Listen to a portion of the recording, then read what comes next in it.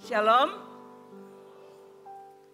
Saya merasakan ada ketegangan, ada keseriusan yang begitu mendalam, Bapak Ibu Saudara, menghayati ibadah pada sore hari ini. Puji syukur kita boleh merayakan hari yang paling agung di dalam sejarah manusia. Hari yang mengubah nasib manusia. Mari kita beri kemuliaan yang terbesar bagi Allah di dalam Tuhan Yesus Kristus. Bapak, Ibu, Saudara-saudara, kita patut sangat bersyukur pada hari ini. Allah melawat kita di dalam perayaan Jumat Agung ini dengan segala sesuatu yang telah dipersembahkan oleh para pelayan altar dan semua panitia yang sudah bekerja bersama-sama untuk menyelenggarakan ibadah Jumat Agung dan Paskah hari Minggu. Mari kita akan bersama-sama fokus kepada firman Tuhan pada petang hari ini. Firman Tuhan yang terambil dari kitab Ibrani pasal yang 10 ayat 5 sampai 7 sampai 9 dan 26. Yesaya pasal 1 ayat 11 dan 13. Imamat pasal 1 ayat 3 sampai 6. Kalau Bapak Ibu sudah menemukan silakan berdiri, nanti Ibu Yulia yang akan membacakan bagi kita.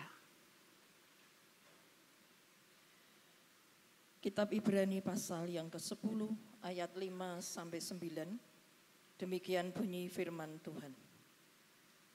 Karena itu ketika ia masuk ke dunia, ia berkata, korban dan persembahan tidak engkau kehendaki, tetapi engkau telah menyediakan tubuh bagiku.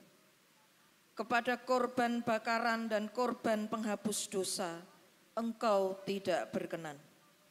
Lalu aku berkata, sungguh aku datang, dalam gulungan kitab ada tertulis tentang aku, untuk melakukan kehendak-Mu, ya Allahku. Di atas ia berkata, korban dan persembahan, korban bakaran dan korban penghapus dosa tidak engkau kehendaki dan engkau tidak berkenan kepadanya. Meskipun dipersembahkan menurut hukum Taurat. Dan kemudian katanya, sungguh aku datang untuk melakukan kehendak-Mu. Yang pertama ia hapuskan, supaya menegakkan yang kedua. Ayat yang ke-26, demikian bunyi firman Tuhan. Sebab jika kita sengaja berbuat dosa, sesudah memperoleh pengetahuan tentang kebenaran, maka tidak ada lagi korban untuk menghapus dosa itu.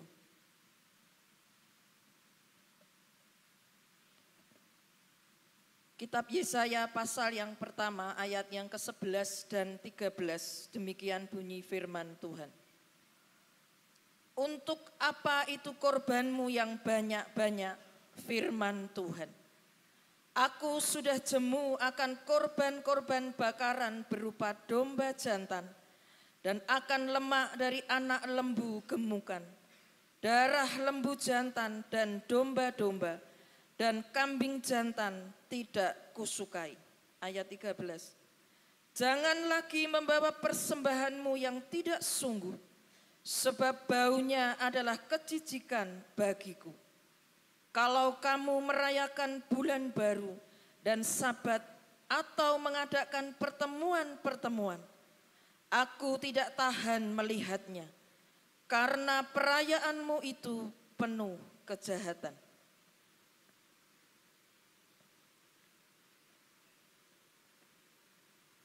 Kitab Imamat pasal yang pertama, ayat yang ke-3 sampai ayat yang ke-6. Demikian bunyi firman Tuhan. Jikalau persembahannya merupakan korban bakaran dari lembu, haruslah ia mempersembahkan seekor jantan yang tidak bercela. ia harus membawanya ke pintu kemah pertemuan, supaya Tuhan berkenan akan dia. Lalu ia harus meletakkan tangannya ke atas kepala korban bakaran itu, sehingga baginya persembahan itu diperkenan untuk mengadakan pendamaian baginya. Kemudian haruslah ia menyembelih lembu itu di hadapan Tuhan, dan anak-anak Harun, imam-imam itu, harus mempersembahkan darah lembu itu dan menyiramkannya pada sekeliling mezbah yang di depan pintu kemah pertemuan. Kemudian haruslah ia menguliti korban bakaran itu dan memotong-motongnya menurut bagian-bagian tertentu. Amin. Terima kasih, mari kita berdoa. Kiranya Engkau Allah yang memiliki alam semesta dan kehidupan ini, berkenan untuk datang menjamah kami Tuhan. Semua yang ada di dalam rumah-Mu, yang mencari Engkau dengan segenap hati. Engkau akan melawat, Engkau akan berkata-kata kepada kami. Karena sungguh kami tidak memahami ya Tuhan. Kasih-Mu yang luar biasa yang telah Engkau curahkan untuk kami secara pribadi. Terlalu sukar bagi pikiran kami untuk menangkap bagaimana Engkau mengatur segala sesuatu ya Tuhan untuk mendamaikan kami dengan Engkau. Terlalu sukar bagi kami untuk memahami apabila pada akhirnya Engkau menyerahkan anak-Mu sendiri supaya kami selamat dengan sempurna. Bapa, berbicaralah seperti Bapa kepada anak-anak-Nya. Urapilah hamba-Mu yang telah Kau layakan dan Kau mampukan dalam segala keterbatasannya. Berbicaralah kepada setiap hati yang telah Engkau buka untuk firman Tuhan. Hanya di dalam nama-Mu Tuhan Yesus kami berdoa. Haleluya. Amin. Silahkan duduk. Kalau kita secara biasa saja membaca firman Tuhan yang telah kita baca tadi, saya kira itu terlalu rumit bagi kita untuk memahaminya.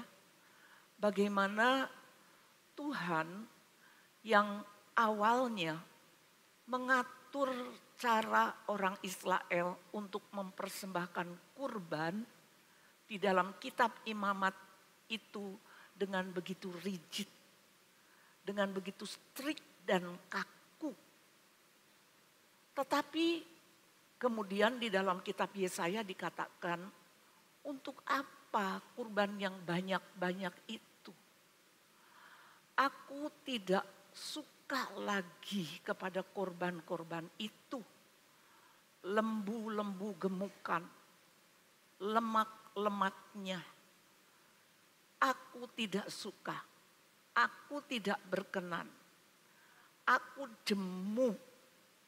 Bahkan ketika orang-orang Israel merayakan perayaan-perayaan itu yang membawa banyak-banyak sekali hewan, lembu, domba, kambing, burung yang disembelih di hadapan Tuhan, yang darahnya dicurahkan di sekeliling mezbah. Saudara bisa bayangkan ini. Tetapi Tuhan mengatakan, itu semua penuh dengan kejahatan. Jadi mengapa ada tema aku datang untuk melakukan kehendak-Mu ya Bapa.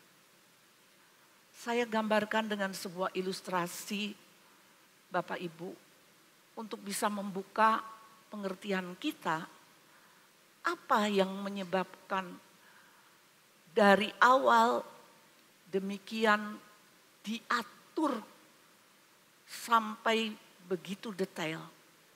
Tetapi akhirnya dibatalkan, ditolak.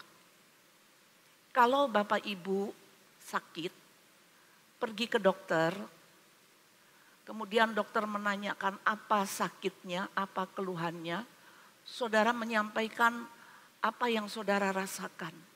mungkin ada pusing, mungkin ada leher yang tegang, mungkin ada rasa sesak dan sebagainya. Kemudian dokter memberikan resep dan saudara membeli obat. Tetapi kemudian saudara tidak sembuh. Saudara kembali lagi. Seminggu kemudian saudara kembali dengan keluhan yang sama. Lalu dokter menanyakan bagaimana dengan obatnya. Saudara katakan, iya, saya sudah makan. Tetapi dokter mengatakan, iya masih diulang obat yang sama. Kita lihat, akhirnya juga tidak sembuh. Dan saudara kembali lagi dengan keluhan yang sama. Terus berulang seperti itu. Dan akhirnya kita sampai kepada kesimpulan yang kurang pandai itu dokternya atau obatnya yang kurang tepat atau saudara yang tidak mengikuti arahan dokter dalam hal memakan obat itu atau saudara tetap melanggar apa-apa yang disarankan dokter untuk tidak dimakan. Saudara-saudara, ilustrasi ini hanya mendekati maksud daripada firman Tuhan yang kita baca itu. Awalnya Tuhan menetapkan supaya orang Israel itu mempersembahkan kurban itu adalah oleh karena segala dosa dan pelanggaran yang dilakukan oleh semua orang Israel atas hukum-hukum Tuhan. Atas Taurat Tuhan. Taurat itu diberikan untuk mengajar orang kalau dia itu melanggar. Saudara-saudara, sekarang saya tanya, apakah saudara-saudara di sini tidak pernah berbohong? Tidak ada jawaban kan? Artinya kita semua pernah berbohong. Entahkah itu waktu kecil, entahkah itu waktu remaja, pemuda atau sampai sekarang. Mungkin antara suami dan istri juga bisa saling membohongi. Nah, Taurat mengatakan jangan berbohong. Dan hukum-hukum yang lainnya. Namun, kebanyakan atau bahkan semua manusia tak mampu melakukan Taurat. Tidak mampu melakukan hukum-hukum yang tertulis. Apalagi menurut Tuhan Yesus, berzina itu bukan berbuat ketika orang sudah melakukan.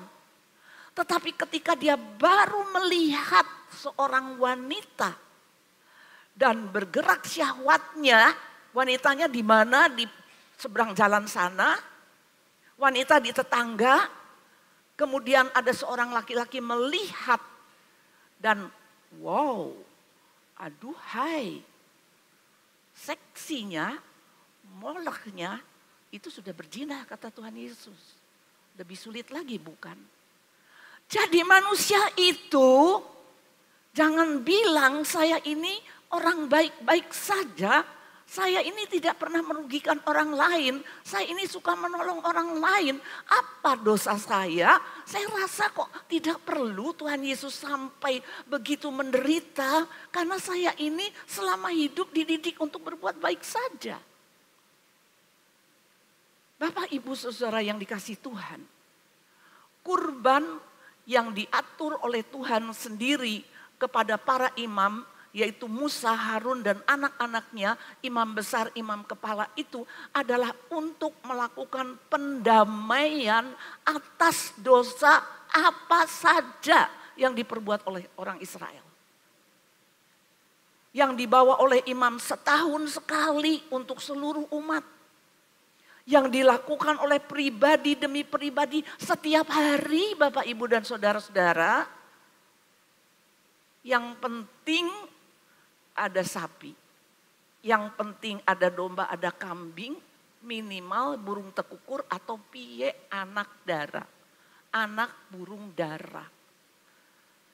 Bagaimana mungkin hidup manusia itu akan terus-menerus bergantung dengan kurban seperti itu, Bapak Ibu dan Saudara.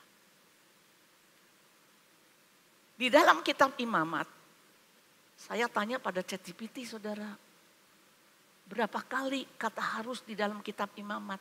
Tapi ChatGPT jawabannya relatif, tergantung terjemahannya katanya. Lalu saya hitung saja sendiri bersama Bu Emma, 23 kata harus baru di dalam Imamat pasal 1. Itu dalam Alkitab LAI dan terjemahan baru, 23 kata harus, saudara-saudara. Artinya begitu rigid, ya. Harus sapi, lembu atau domba itu yang mau dibawa untuk kurban pendamaian, diletakkan kedua tangan imam itu di antara tanduk-tanduk. Ditekan, itu adalah suatu permohonan yang sungguh untuk pengampunan dosa. Kemudian ada aturannya menyembelih. Kemudian dikuliti, saudara-saudara. Korban itu dikuliti. Dan kemudian dipotong-potong, ditaruh di atas mezbah. Kemudian darahnya dicurahkan di sekeliling mezbah. Itu baru satu macam kurban bakaran. Tetapi di slide berikutnya saya katakan, Allah tidak menghendaki di dalam kitab Ibrani yang belum terungkap selama 1 bulan ini. Ternyata dari ayat 5, 6 dan 8 itu dikatakan, kurban persembahan tidak engkau kehendaki. Tuhan akhirnya tidak menghendaki korban-korban seperti itu lagi. Di atas dia berkata, kurban dan persembahan tidak kukehendaki. Oleh karena itu ia menyediakan tubuh bagiku, kata Tuhan Yesus. Dan sungguh aku datang, di dalam gulungan kitab ada tertulis tentang aku. Di dalam gulungan kitab itu artinya apa, Bapak Ibu dan Saudara? Di dalam gulungan kitab-kitab perjanjian lama itu ada begitu banyak nubuat tentang Yesus Kristus yang akan datang untuk menyelesaikan semua cara di dalam hukum Taurat itu. Bukan dengan cara yang sudah diajarkan oleh Tuhan Yesus kepada umat Israel sepanjang 6.000 tahun, saudara-saudara. Dan untuk kedua kalinya di dalam ayat yang ke-6 dikatakan, kurban persembahan, kurban bakaran, kurban keselamatan, kurban penghapus dosa, aku tidak berkenan.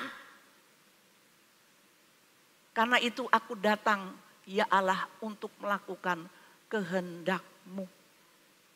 Karena Tuhan sudah tidak berkenan lagi. Di dalam slide berikutnya, mengapa saudara Tuhan tidak berkenan lagi dengan persembahan-persembahan yang tadinya diatur sedemikian rupa? Slide berikutnya memberikan kepada kita pengertian bahwa ulah dan sikap manusia mempersembahkan diri dalam ibadah itulah yang membuat Tuhan tidak suka lagi. Yang pertama, saudara-saudara, kenapa Tuhan tidak suka?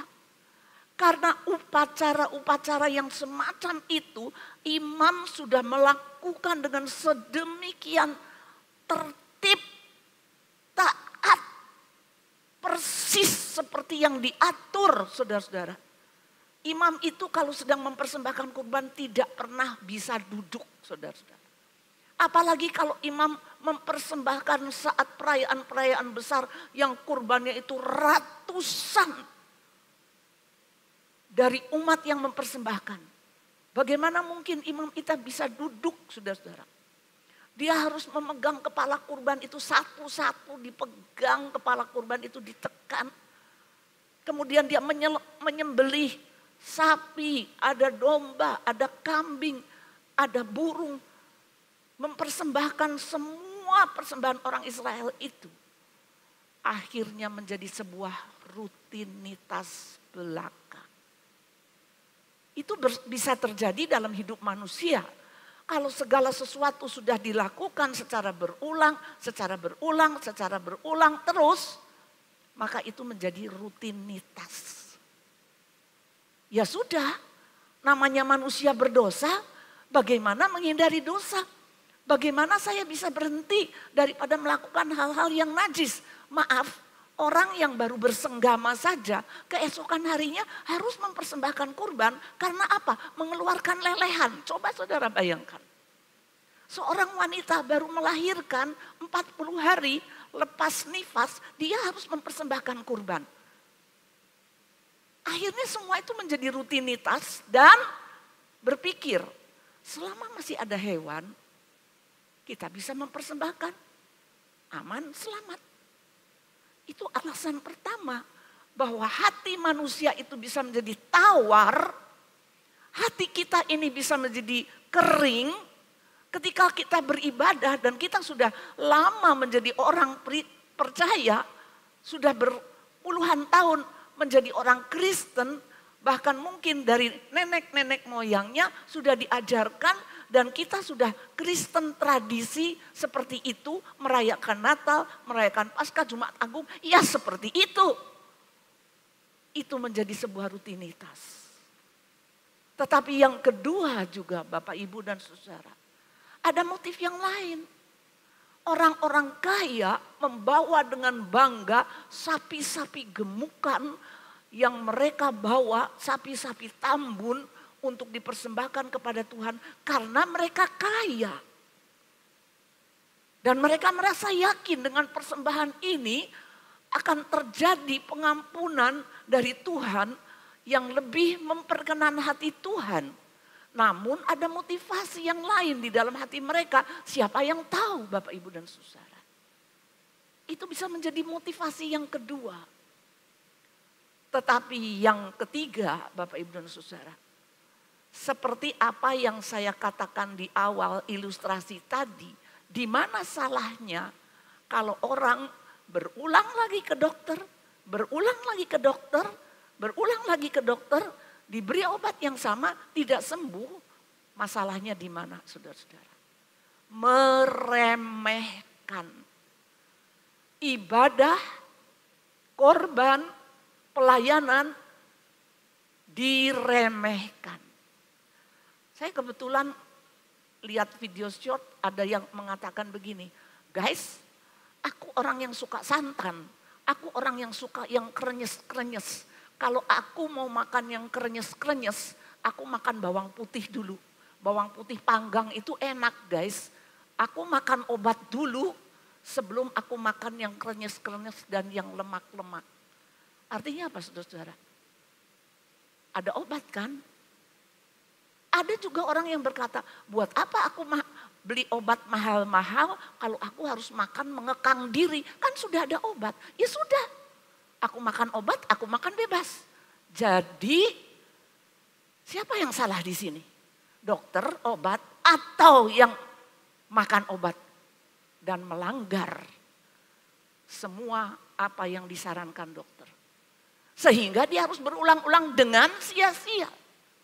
Jadi Bapak, Ibu dan Saudara-saudara, cara pengorbanan menurut hukum Taurat itu bagi Allah sudah diatur dengan sedemikian detail sesuai kehendaknya. Awalnya bau dari persembahan kurban itu kalau dicium oleh Allah, baunya yang harum itu menyenangkan hati Tuhan. Tetapi lama-kelamaan kurban dan persembahan itu, jikalau demikian jadinya manusia meremehkan kurban dan persembahan itu. Meremehkan karena apa? Sudah biasa. Karena apa? Bukan sesuatu yang luar biasa lagi Bapak Ibu dan Saudara. Bukan sesuatu yang hikmat lagi. Banyak orang melakukan pelayanan seperti ini Bapak Ibu dan Saudara-saudara di dalam ibadah kepada Tuhan. Di dalam berbagai bentuk pelayanan kita ini, kalau itu sudah berlangsung seperti biasa, ya sudah, kita lakukan ya seperti biasa. Hati kita tidak menyala, jiwa kita tidak dipersembahkan juga bersama dengan segala yang kita lakukan itu. Jadi manusia melakukan persembahan-persembahan itu sikapnya tanpa hati, tanpa arti, bahkan tanpa pertobatan, saudara-saudara. Ya sudah, kita bisa beribadah, di sisi lain juga kita melakukan dosa yang sama lagi. Segala sesuatu dalam hidup kita, ibadah atau aktivitas-aktivitas di luar ibadah, itu semuanya menjadi biasa, saudara-saudara. Kita sudah menjadi orang Kristen, punya label Kristen, dikenal orang sebagai Kristen, tapi apakah hati kita itu selalu ada bersama di dalam persekutuan dengan Tuhan? Dalam pelayanan kita, apakah kita ketika kita memainkan musik, ketika kita menyanyikan pujian, ketika kita melakukan pujian, penyembahan, tarian untuk Tuhan, apakah hati kita juga ada di situ? Yang keempat, kita bisa menjadi ngawur Bapak Ibu Saudara. Maksudnya, seperti yang terjadi di dalam 1 Samuel pasal 15, pada waktu itu Tuhan memerintahkan kepada Saul untuk membasmi semua orang Amalek, musuh bebuyutan Allah dan musuh bebuyutan Israel, yang merupakan gambaran daripada tabiat lama, tabiat daging. Maka Amalek harus dimusnahkan semua, dari raja sampai pembesar, pejabat, anak-anak, bayi, perempuan, laki-laki, hewan ternak, semua dihabiskan. Itu perintah Tuhan. Tetapi kemudian Saul ketika melihat kambing, domba, lembu yang tambun, dia sisihkan, saudara-saudara. Eman-eman. Kok dibasmi semua? Kemudian ketika dia menunggu Samuel untuk datang mempersembahkan kurban setelah perang, malah Saul sudah mendahului menyembelih kurban-kurban yang berasal dari jarahan perang, yang seharusnya dibasmi semua. Itu ngawur, saudara-saudara. Suatu hari di beberapa tahun yang lalu, ada seorang jemaat yang mendapat kesempatan menjadi DPRD.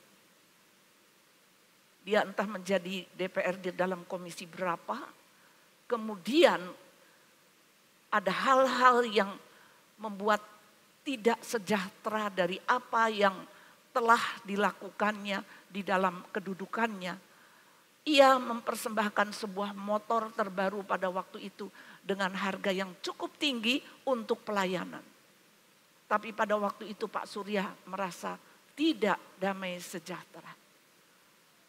Karena tahu, mendengar ada hal-hal yang dibicarakan di lingkungan tempat orang itu tinggal, di tengah-tengah masyarakat, di antara para aktivis partai.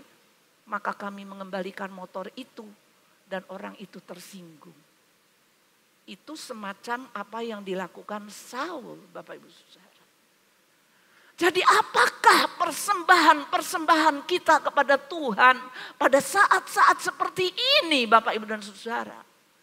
Ibadah kita ini benar-benar paham dan mengerti apa yang seharusnya ada dalam hati kita terhadap pengorbanan Tuhan Yesus. Itulah yang seringkali terjadi dalam kehidupan manusia.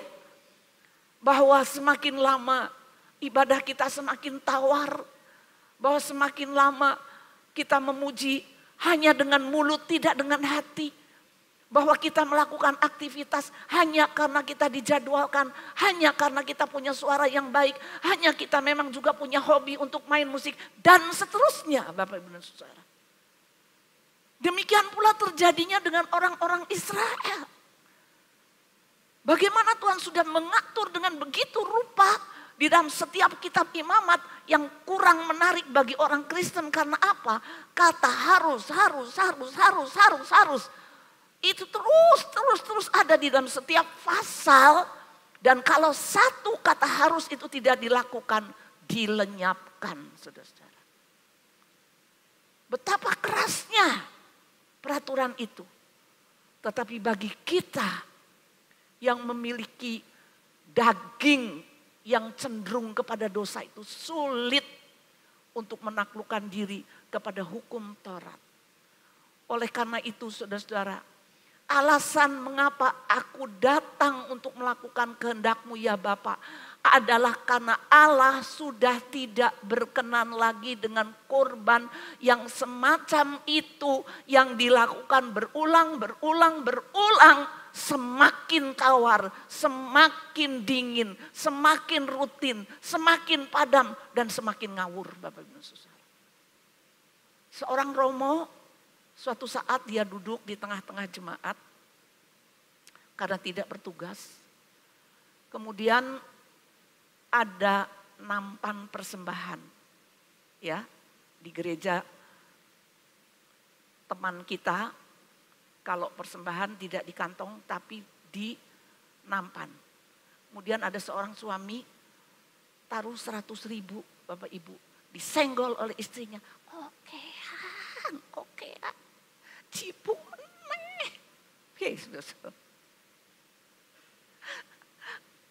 Saya yakin di sini tidak akan terjadi yang seperti itu ya. Sudah dinampan suruh ambil lagi Bapak Ibu Saudara. Ada lagi seorang pendeta mengatakan begini. Uang yang gambar proklamator itu jarang datang di gereja. Yang banyak itu yang gambar Patimura. Bahkan Patimura yang senjatanya itu sudah putus karena udah ketekuk-tekuk uangnya. Ya itu mungkin pengalaman seorang pendeta seperti itu. Sehingga dia berkata kepada anak sekolah minggu, "Dek, kamu nanti besar mau jadi apa? Mau jadi pendeta. Kau mesti pikir baik-baik ya.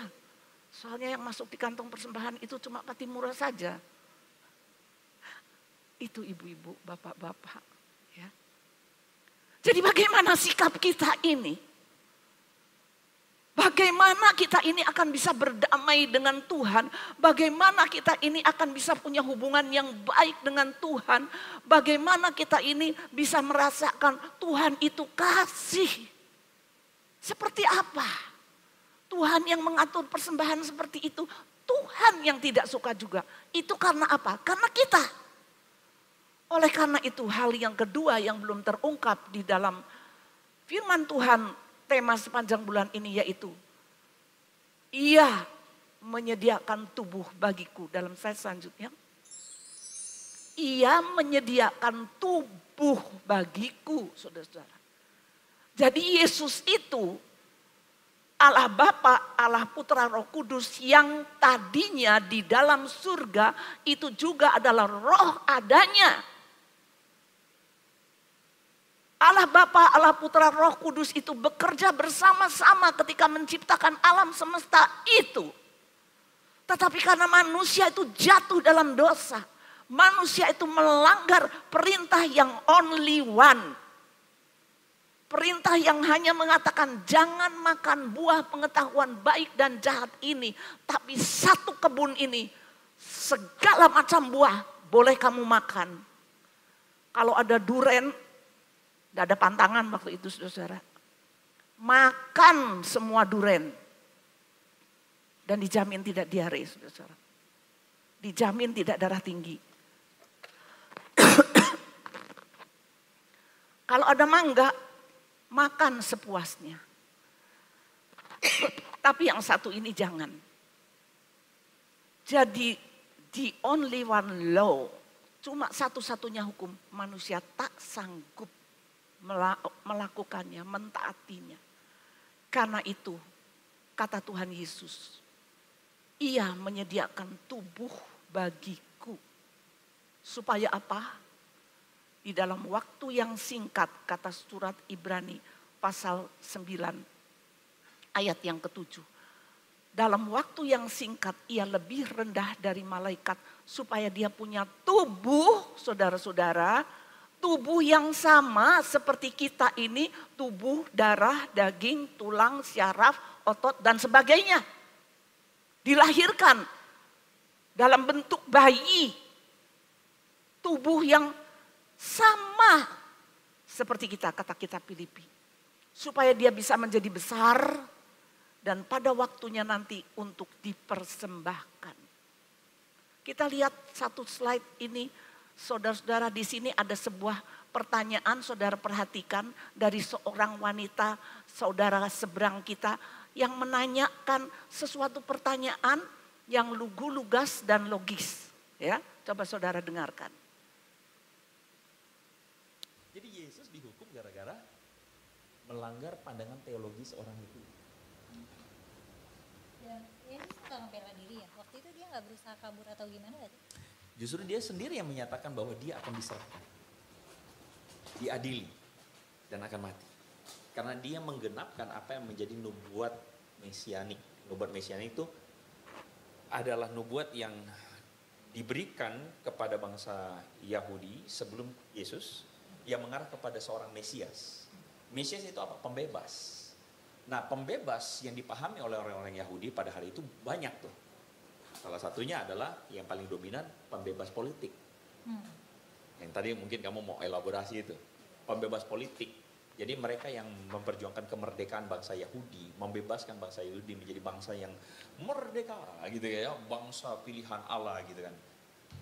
Tetapi Yesus ternyata menggenapi karya kemesiasannya itu dengan bukan membebaskan bangsa Yahudi secara politik, tapi membebaskan manusia dari kekangan dosa. Ya, apa pertanyaannya saudara-saudara? Yesus pada waktu itu enggak melarikan diri gitu, enggak mau kabur. Ya, bisa saudara-saudara. Kenapa tidak? Kalau orang-orang menghujat dia, turun dari salib. Kalau engkau turun dari salib, kami akan percaya kepadamu. Bisa Tuhan Yesus turun? Bisa. Kenapa tidak? Kenapa tidak? Saudara-saudara, Yesus turun dari surga ke dunia menjadi manusia saja. Sampai saat ini masih miliaran orang tidak percaya. Yesus turun dari surga menjadi bayi, malam Natal itu malaikat-malaikat bala tentara surga menyanyi, padang belantara yang gelap menjadi terang benderang karena ada bayi Yesus yang lahir, dunia tetap tidak percaya. Kalau Yesus turun dari salib pun mereka belum tentu percaya. Bahkan kalau Yesus turun dari salib, bagaimana dengan penyelamatan kita? Yesus kabur bisa, tetapi Bapak Ibu dan Saudara, Yesus mempunyai pengendalian diri atas kuasanya. Dan berikutnya saya katakan Yesus punya pengendalian diri dalam kekuasaannya itu yang semuanya dia bisa lakukan. Dia tidak lakukan. Dia memang diberi tubuh justru supaya dia bisa didera. Supaya dia bisa disiksa. Supaya dia bisa dihina-hina. Supaya dia bisa diperlakukan. Seperti apa saudara? Yang pertama, supaya dia bisa diperlakukan seperti hewan kurban. Itu tujuannya. Jadi kalau Yesus punya tubuh itu, tadi lagu yang pertama mengatakan, duri yang menancap di kepala. Itu seperti apa yang dikatakan di dalam Imamat pasal 1. ayat yang ketiga. Hewan itu dipegang kepalanya, ditekan untuk supaya permohonan keselamatan dan pendamaian kepada Allah. Yesus juga diperlakukan lebih dari hewan kurban. Duri yang menancap di kepalanya, saudara-saudara. Setiap luka Yesus itu mempunyai makna sama seperti ketika itu diberlakukan kepada hewan kurban. Tetapi apakah manusia akan ditebus oleh hewan sebagai juru selamatnya, saudara-saudara? Yang kedua, kalau tadi di dalam kitab Imamat dikatakan, kemudian hewan itu dikuliti, saudara-saudara. Dikuliti, dikelentek kuliti. Yesus dicambuki sampai semua punggung badan terlepas kulit dan dagingnya. Itu dikuliti, saudara-saudara. Jadi dia benar-benar diperlakukan seperti hewan kurban pada waktu dia dibawa ke Kalvari itu, saudara-saudara. Dan setelah dikuliti, semua darahnya, kalau itu kurban, hewan, dicurahkan di sekeliling mezbah. Saudara bisa bayangkan kalau kurban itu ratusan ribuan persembahan umat, bagaimana kerja imam itu terus ada yang memotong, ada yang menguliti, ada yang mencurahkan darah. Seperti itu bertahun-tahun berulang-ulang dan manusia pun juga merasa aman dengan kurban itu dan terus berdosa dan berdosa lagi merasa aman dengan hewan kurban itu. Apa jadinya Bapak Ibu Saudara? Oleh karena itu, apa yang sudah diberlakukan kepada Yesus seperti apa yang diberlakukan kepada hewan.